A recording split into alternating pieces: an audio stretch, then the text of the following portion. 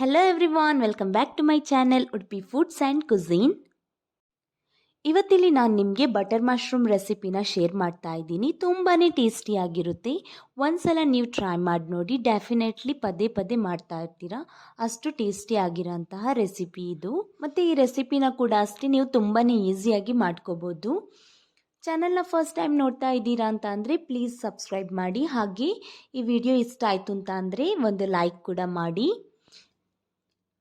ಮೊದಲಿಗೆ ಇಲ್ಲಿ ನಾನು 200 ಗ್ರಾಮಷ್ಟು ಮಶ್ರೂಮ್ಸ್ನ ತಗೊಂಡಿದ್ದೀನಿ ಮತ್ತು ಇದನ್ನು ಚೆನ್ನಾಗಿ ವಾಶ್ ಮಾಡಿಕೊಂಡು ಈ ಥರ ಪೀಸಸ್ ಮಾಡಿ ಇಟ್ಕೊಂಡಿದ್ದೀನಿ.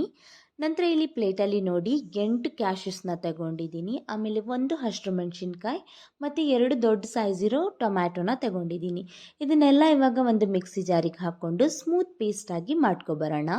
ಇದನ್ನು ಇವಾಗ ಸ್ಮೂತ್ ಪೇಸ್ಟ್ ಆಗಿದೆ, ಇದನ್ನು ಸೈಡಲ್ಲಿ ಇಟ್ಕೊಬಿಡಿ. ಇವಾಗ ಸ್ಟವ್ ಮೇಲೆ ಒಂದು ಕಡಾಯಿನ ಇಟ್ಕೊಂಡು ಅದಕ್ಕೆ ಒಂದು 2 ಟೇಬಲ್ ಸ್ಪೂನಷ್ಟು ತುಪ್ಪನ ಹಾಕೋತಾ ಇದ್ದೀನಿ. ಇವಾಗ ಇಲ್ಲಿ ನೋಡ್ಬೋದು ತುಪ್ಪ ಚೆನ್ನಾಗಿ ಬಿಸಿಯಾಗಿದೆ. ಇದಕ್ಕೆ ನಾವು ಕಟ್ ಮಾಡಿ ಇಟ್ಕೊಂಡಿರೋ ಮಶ್ರೂಮ್ಸ್ನ ಆ್ಯಡ್ ಮಾಡ್ಕೊಳ್ಳೋಣ ಮತ್ತು ಫ್ಲೇಮನ್ನು ಮೀಡಿಯಮ್ ಫ್ಲೇಮಿಗೆ ಟರ್ನ್ ಮಾಡ್ಕೊಳ್ಳಿ. ಇವಾಗ ಇದನ್ನು ಒಂದು ಸ್ವಲ್ಪ ಫ್ರೈ ಮಾಡ್ಕೋಬೇಕು. ನೋಡಿ ಇಲ್ಲಿ ಇದನ್ನು ಎಷ್ಟೊತ್ತು ಫ್ರೈ ಮಾಡ್ಕೋಬೇಕು ಅಂತಂದರೆ ಇದರಲ್ಲೊಂದು ನೀರು ಬಿಡುತ್ತಲ್ಲ ಅಷ್ಟಗಂಟ ಫ್ರೈ ಮಾಡಿಕೊಂಡ್ರೆ ಸಾಕು. ನೋಡಿ ಇದು ಇವಾಗ ಆಗಿದೆ. ಇದನ್ನು ನಾವು ತೆಗೆದುಬಿಟ್ಟು ಒಂದು ಪ್ಲೇಟಿಗೆ ಹಾಕೊಳ್ಳೋಣ.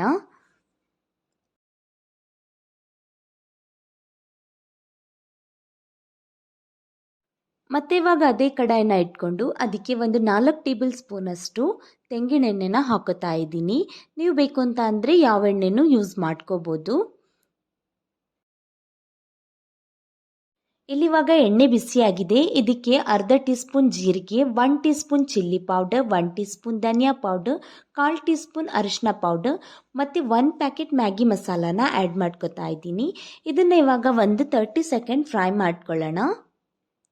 ನೋಡಿ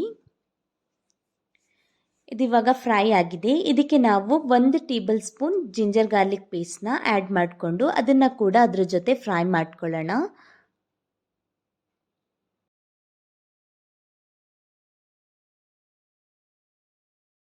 ಇದಿವಾಗ ಚೆನ್ನಾಗಿ ಫ್ರೈ ಆಗಿದೆ. ಇದಕ್ಕೆ ನಾವು ಗ್ರೈಂಡ್ ಮಾಡ್ಕೊಂಡಿದ್ದಂತಹ ಟೊಮ್ಯಾಟೊ ಪೇಸ್ಟನ್ನ ಆ್ಯಡ್ ಮಾಡ್ಕೊಳ್ಳೋಣ.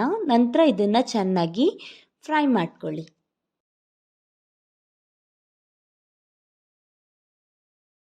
ಇವಾಗ ಇದಕ್ಕೆ ನಾವು ಒಂದು ಅರ್ಧ ಟೀ ಸ್ಪೂನಷ್ಟು ಕಸೂರಿ ಮೆಥಿನ ಆ್ಯಡ್ ಮಾಡ್ಕೊಳ್ಳೋಣ. ನಂತರ ಒಂದು ಸ್ವಲ್ಪ ಉಪ್ಪನ್ನ ಕೂಡ ನೀವು ನಿಮ್ಮ ಟೇಸ್ಟ್ ಅಕಾರ್ಡಿಂಗ್ ಉಪ್ಪನ್ನ ಇಲ್ಲಿ ಆ್ಯಡ್ ಮಾಡ್ಕೊಳ್ಳಿ.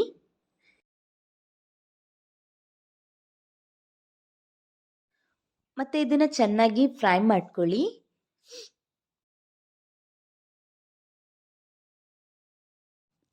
ಇವಾಗ ಇದಕ್ಕೆ ನಾವು ಒಂದು 4 ಟೇಬಲ್ ಸ್ಪೂನಷ್ಟು ಗಟ್ಟಿ ಮೊಸರನ್ನ ಆ್ಯಡ್ ಮಾಡ್ಕೊಳ್ಳೋಣ. ನಂತರ ಇದನ್ನು ಕೂಡ ಅಷ್ಟೇ ಚೆನ್ನಾಗಿ ಮಿಕ್ಸ್ ಮಾಡ್ಕೊಳ್ಳಿ. ಇಲ್ಲಿವಾಗ ಇದನ್ನು ಕೂಡ ಅಷ್ಟೇ ಒಂದು ನಿಮಿಷ ಚೆನ್ನಾಗಿ ಫ್ರೈ ಮಾಡ್ಕೊಳ್ಳೋಣ.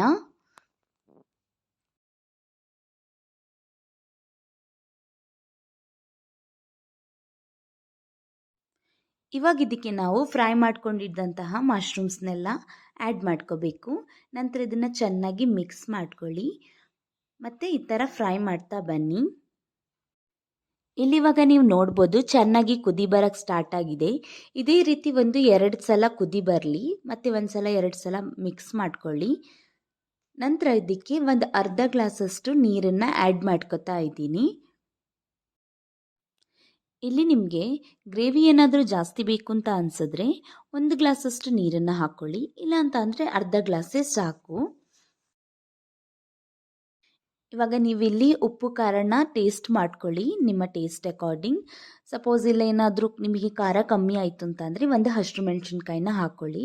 ಯಾವುದೇ ಕಾರಣಕ್ಕೂ ಮೆಣಸಿನ ಪುಡಿನ ಹಾಕಕ್ಕೆ ಹೋಗಬೇಡಿ. ಮತ್ತು ಇವಾಗ ಒಂದು ಕುದಿ ಬರೋದನ್ನು ವೆಯ್ಟ್ ಮಾಡೋಣ.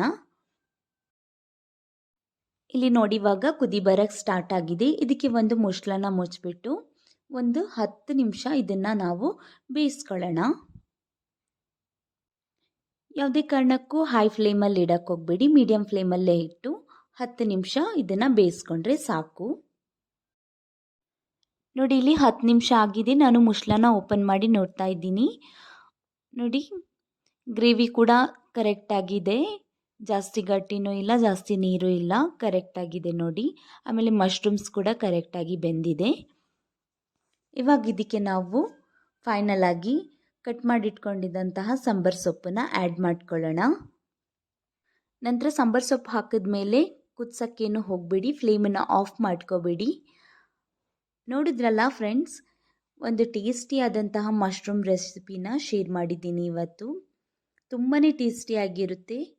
ಡೆಫಿನೆಟ್ಲಿ ನೀವು ಟ್ರೈ ಮಾಡಲೇಬೇಕು. ಮತ್ತು ಮನೆಯೆಲ್ಲ ಕೂಡ ಅಷ್ಟೇ ಸ್ಮೆಲ್ ಬರ್ತಾ ಇದೆ, ಅಷ್ಟು ಚೆನ್ನಾಗಿರೋ ಟೇಸ್ಟ್. ಒಂದ್ಸಲ ಟ್ರೈ ಮಾಡಿ ನೋಡಿ, ಡೆಫಿನೆಟ್ಲಿ ಪದೇ ಪದೇ ಮಾಡ್ತೀರಾ, ಅಷ್ಟು ಟೇಸ್ಟಿಯಾಗಿರೋಂತಹ ರೆಸಿಪಿ ಇದು. ವಿಡಿಯೋ ಇಷ್ಟ ಆಗಿದ್ರೆ ಒಂದು ಲೈಕ್ ಮಾಡಿ ಮತ್ತು ಪ್ಲೀಸ್ ಸಬ್ಸ್ಕ್ರೈಬ್ ಮಾಡೋದನ್ನು ಮರಿಬೇಡಿ. ನಿಮ್ಮ ಸಪೋರ್ಟ್ನ ಅಗತ್ಯ ಇದೆ. ಹೀಗೆ ಸಪೋರ್ಟ್ ಮಾಡ್ತಾ ಇರಿ. ಮತ್ತೆ ಹೊಸ ಹೊಸ ವಿಡಿಯೋಂದಿಗೆ ನಾನು ನಿಮ್ಮನ್ನು ಮೀಟ್ ಆಗ್ತೀನಿ. Thank you for watching and thank you for supporting.